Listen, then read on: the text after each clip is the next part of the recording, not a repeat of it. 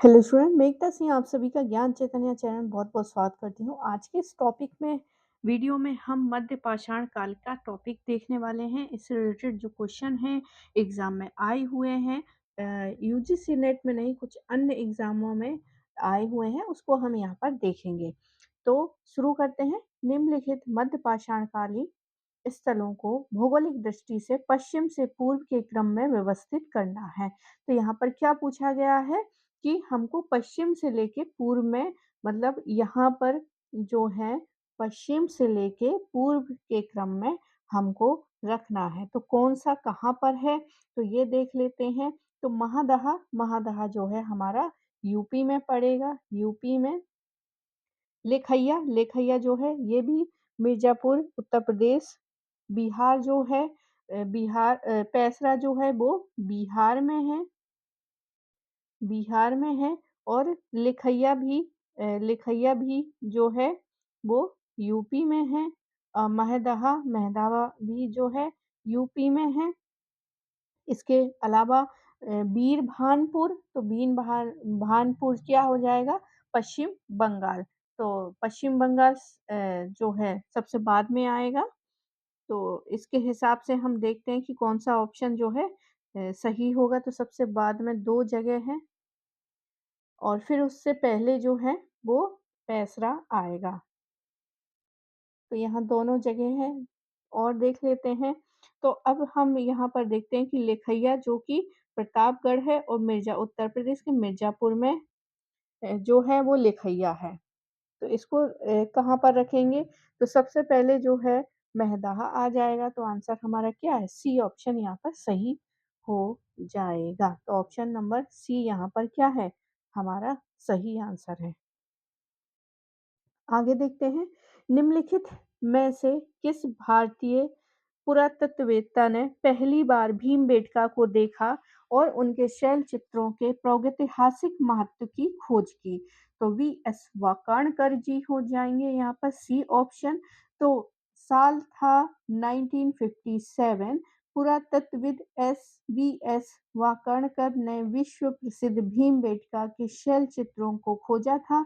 यहाँ से संपूर्ण प्रागैतिहासिक काल के मानव आवास के साक्ष्य मिलते हैं। यहाँ से प्राप्त लगभग 700 गुफा आश्रयों में से 475 में शैल चित्र देखे जा सकते हैं।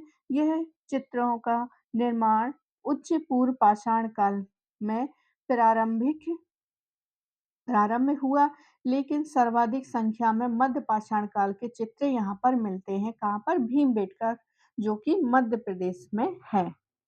भारत के भीमबेटका शिलाश्रय में सर्वाधिक चित्र प्राप्त हुए हैं। भीमबेटका के अतिरिक्त जो है मिर्जापुर, पंचमढ़ी, सुंदरगढ़ से भी शैल चित्र प्राप्त हुए हैं। तो याद रखिए कि एग्जामिनर जो है भीमबेटका हमेशा पूछता है, लेकिन ये भी पूछ सकता है कि भीमबेटका के अतिरिक्त और कौन सी जो है जहाँ से ये शैल चित्र मिलते हैं। तो मिर्जापुर हो गया, पंचमढ़ी हो गया और सुंदरगढ़। आगे देखते हैं। भारत में किस शिलाश्रय से सर्वाधिक चित्र प्राप्त हुए हैं? तो वही आंसर भीमबेटका हमारा हो जाएगा। आगे देखते हैं।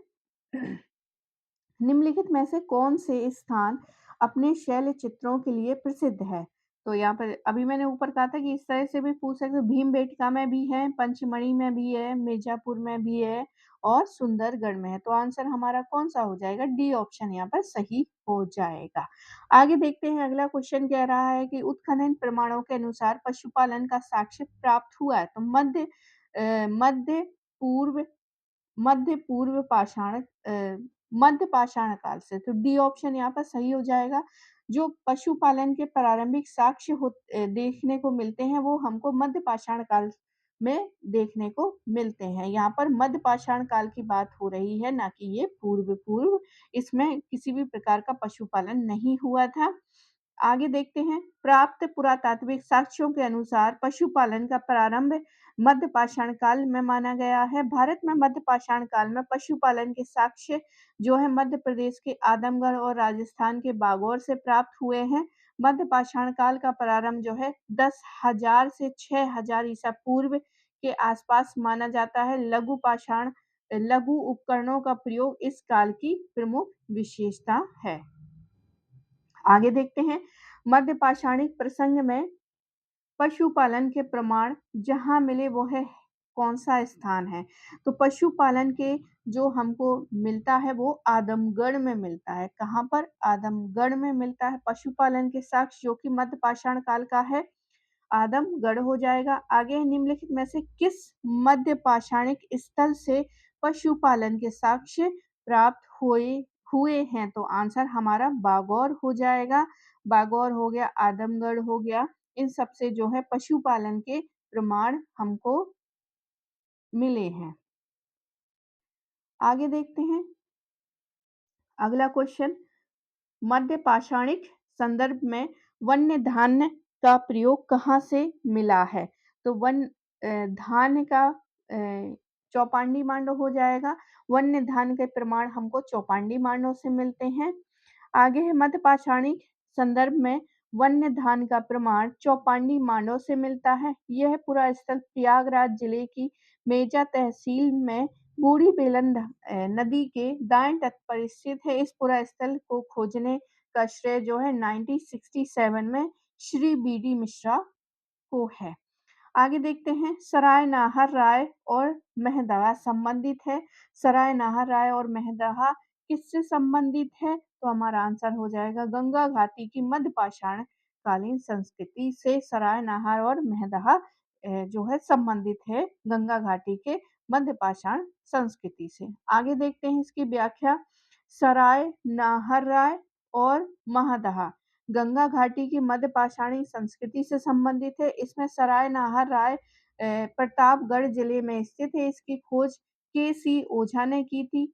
यहाँ से 11 समाधियां और 8 गर्त चूल्हे पाए गए हैं, जहाँ एक समाधि ऐसी है जिसमें एक साथ 4 मानव को दफनाया गया है और मेहदवा में नामक मध्य पाषाणिक स्थल भी प्रतापगढ़ जिले में स्थित है, जिसकी खोज इलाहाबाद विश्वविद्यालय के पुरातत्व विभाग और पट्टी तहसील के तत्कालीन परगनाधिकारी लाल बिहारी पांडे के सौजन्य से हुई है।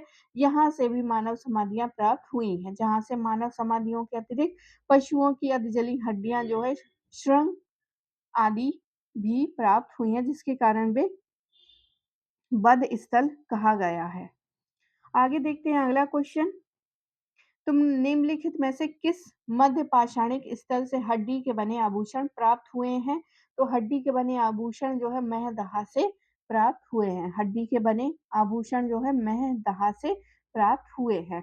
यहाँ पर देख लेते हैं उत्तर प्रदेश के विंध्य और ऊपरी एवं गंगा घाटी क्षेत्र मध्य पाषाणिक उपकरणों के लिए अत्यंत समृद्ध है, जिसमें महदहा सराय नहर दमदमा महत्वपूर्ण स्थल है।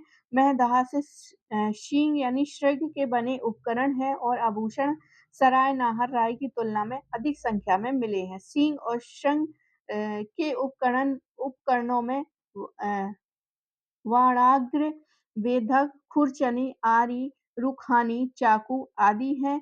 श्रृंग के आभूषणों में कुंडल एवं मुद्रिकाएं उल्लेखनीय हैं। महदहा से बलुआ पत्थर से बने शिल्प एवं लोढ़े तथा स्तंभ गर्द के भी साक्ष्य मिलते हैं। शिल्प लोढ़ों की प्राप्ति से यह इंगित होता है कि संभवतः जंगली घास के दानों को पीस भोज्य सामग्री के रूप में उपयोग किया जाने लगा था। पूरा पुष्प पराग के विश्लेषण से हरे भरे घास के मैदान के विषय में संकेत मिलता है। अगला क्वेश्चन है, एक ही कब्र से 3 मानव कंकाल मिले हैं, तो ये आंसर हो जाएगा दमदमा। आगे देखते हैं अगला क्वेश्चन, तो दमदमा इसकी व्याख्या देख लेते हैं। दमदमा से जो हमको